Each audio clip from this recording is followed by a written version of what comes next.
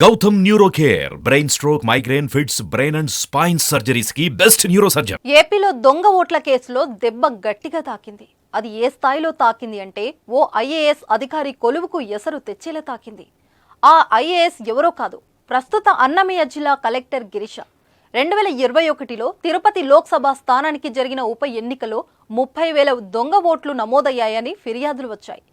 ఈ 30,000 ఓట్లకు సంబంధించిన ఎపిక్ కార్డులను అక్రమంగా డౌన్లోడ్ చేశారని బీజేపీ నేతలు కేంద్ర ఎన్నికల సంఘానికి ఫిర్యాదు చేశారు. స్థానికంగా ఉన్న ప్రజాప్రతినిధులకు సహకరించేందుకు అప్పటి ఈఆర్ఓ గిరీషాని ఈ పని చేశారని ఆరోపణలు చేశారు. తిరుపతి ఉప ఎన్నిక సమయంలో గిరీష తిరుపతి కార్పొరేషన్ కు కమిషనర్ గా పనిచేశారు.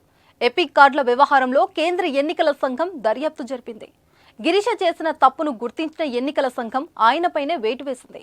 ఇటీవల విజయవాడలో జరిగిన సమావేశంలో గిరీషపై ఎన్నికల సంఘం ఉన్నతాధికారులు ఆగ్రహం వ్యక్తం చేశారు.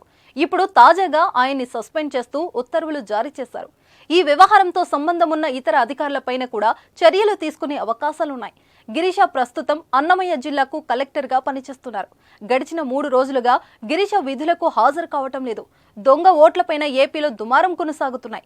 ఇప్పటికే ఢిల్లీలో కేంద్ర ఎన్నికల సంఘానికి అనేక ఫిర్యాదులు అందుతున్నాయి. టీడీపీ అధినేత చంద్రబాబు, జనసేన అధినేత పవన్ కళ్యాణ్ కూడా ఇప్పటికే ఎన్నికల అధికారులను కలిశారు. ఏపీలో దొంగ ఓట్లపైన విచారణ చేపట్టాలని కోరారు. తాజాగా చర్యలతో ఎన్నికల సంఘం ఏపీ నుంచి అందుతున్న ఫిర్యాదులపైన చర్యలు మొదలు పెట్టినట్టు తెలుస్తుంది. ఈ వ్యవహారంలో ఇంకా ఏమైనా జరగొచ్చని తెలుస్తుంది.